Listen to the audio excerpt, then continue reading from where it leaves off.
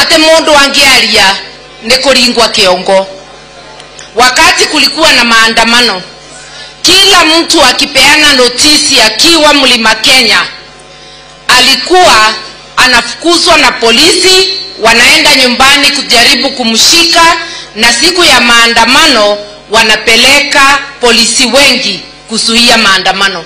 Hiyo ilifanyika Kirinyaga kule Kiambotogo wakati vijana walipeana notisi.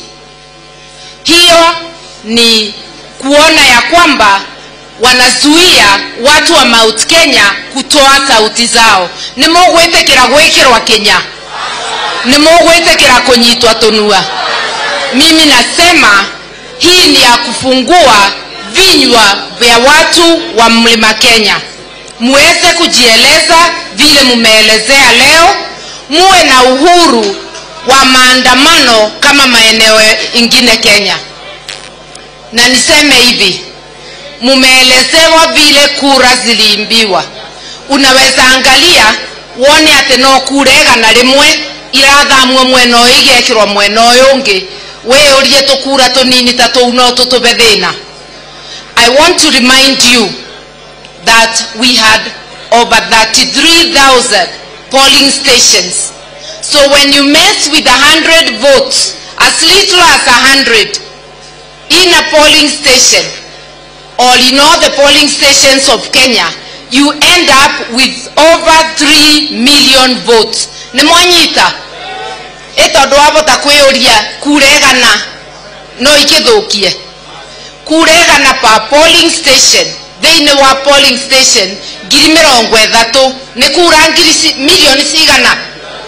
Nemonyita hatusemi ziliimbiwa kwa kila polling station, lakini kwa polling station nyingi, na ndivyo kura za baba zikapunguzwa na over 2 million votes. Netwanyitanira. Mimi nataka kusema kwa maisha hakuna mtu wa Azimio na wa UDA. Bei ya unga ni moja kwa kila Mkenya, na kwa hivyo nazungumzia watu wote, uwe wa Azimio, uwe wa Kenya Kwanza. Mimi nakuambia, tazama uangalie kama serikali inatenda haki kwako. Watu ambao hawana ajira, watu ambao wamefinywa na uchumi, nani ataweza chakula ya kutosha kama unga ni zaidi ya 200? Si kila mtu anatezeka? Kama pesa ya shule ya kusaidia wana Kenya imepunguzwa, ni kusema mtoto wa maskini hawezi kusoma. Ruto mwenyewe amesoma na pesa ya kodi ya Wakenya, HELB, wakati alikuwa university, na pia sisi tumesoma na pesa yenu. Kwa nini ukose kuweka pesa ya kutosha ya HELB watoto wa wanyonge wasome vile wewe ulisoma?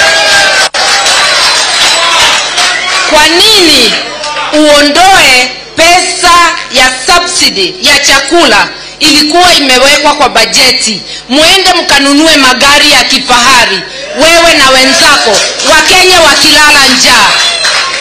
Kwa nini uondoe pesa ya kusaidia watoto wetu shule, wewe muende safari za ng'ambo na delegation kubwa na marafiki zako, watoto wetu wakikaa nyumbani? Hiyo ni haki?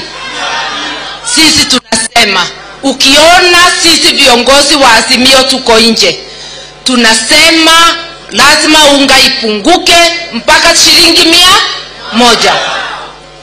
Lazima gharama ya maisha irudi wapi? Na kurudi chini ni kusema bei ya petroli irudi wapi? Ni kusema wazazi wasaidiwe na pesa ya shule, support for education irudishwe mahali ilikuwa. Ni kusema pesa ya matibabu irudishwe mahali ilikuwa, ndivyo mnyonge asikufe bila dawa. Kwe mundu kenaga riria arwarite akaga dawa, kana murwaru waku agite gutangikirwo thibitari-ini. Mimi nataka watu wasikize, hii si maneno ya Azimio na UDA, ni maneno ya maisha yako wewe. Utakuja kuambiwa ati kama wewe ni wa KK wachana na Azimio. Utawachana na Azimio, bado utalala ja. Utawachana na Azimio, mtoto wako atakaa nyumbani. Kama sasa wamekataa kupatia counties pesa kwa mwezi zaidi ya 4. Si hapa ni county ya KK, ya Kenya Kwanza. Si governor ni wa Kenya Kwanza. Amepatiwa pesa. Kila mtu anaumia. Hakuna county imepokea pesa. Na pesa bado serikali inaokota kodi kila siku. Kila mwezi wanachukua 175 billion. Wasasa wamechukua kodi ya 1.5 trillion na wamekopa nusu ya trillion. Kwa hivyo wamekuwa na trillion ngapi? 2. Hiyo pesa imeenda wapi kama wananchi hawajapatiwa huduma? Usidanganywe mambo ya mbolea, fertilizer. Mimi nataka, wakulima ni wangapi hapa? Mikono juu. Ni karibu kila mtu. Wangapi wamepata fertilizer? Kwa ukweli. Tafadhali kama umepata. Tunaambiwa mambo ya mbolea, na hiyo mbolea tumekuja kugundua ni scandal. 15 billion has been wasted on subsidies for agriculture. Watu wamekuwa matajiri ile wakati wewe unalala njaa ukiambiwa ungojee fertilizer. Mimi nasema hata kama wangekuwa wamekupea fertilizer, lazima pia wapunguze chakula, sababu ile tumepanda sasa hatutaipata until 3 to 4 months. Na yule mnyonge si utakuwa umekufa njaa. Sasa niingie mambo ya saba. Nilitaka kukuonyesha shida ni kwa kila Mkenya. Uwe wa Mlima Kenya, uwe wa huko Sugoi, uwe wa kila mahali, au nafikiria Sugoi ni kila mtu ameshiba. Wale hawajiwezi wako na shinda kama wewe. Na hiyo ni mambo ya ukweli. Kwa hivyo tusigawanywe kwa misingi ya kikabila, tusigawanywe kwa maeneo. Shida ni shida, na kama uongozi ni wa haramu kwa kila mtu. Kwa hivyo tuwe na jukumu la kuona Kenya imepata uongozi ule tunahitaji. Kwa nini tuseme 7? Nataka kuwakumbusha 2007 tukawa na furugu baada ya uchaguzi. 2013 kukawa na shida, ikaenda kotini, koti ikakosa kutenda haki. 2007 tulipata ile serikali ya nusu mkate. 2017 kukawa na shida, koti ikaona kweli uchaguzi ni wabadia, ikasema urudiwe. Lakini koti ikakosa kusema IEBC rekebishe makosa kabla ya kurudia. Kwa hivyo baba akakataa kwenda kwa kichinjio, akasema haendi kwa hiyo uchaguzi.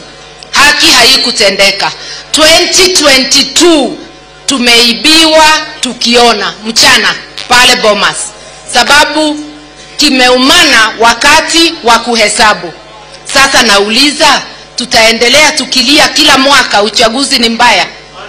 Tunataka hii mambo